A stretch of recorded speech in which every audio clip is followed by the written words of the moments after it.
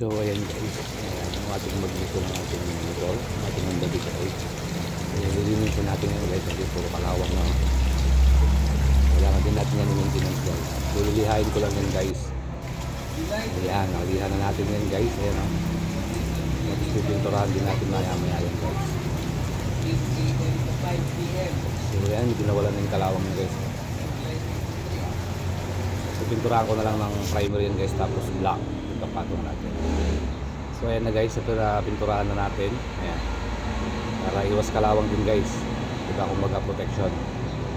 Ayan o. Diba? So okay na yan guys. Kahit pa paano may protection na sa kalawang. Pero naka-primer naman yan guys. Ayan, diba, pogi? So i-start natin yan guys.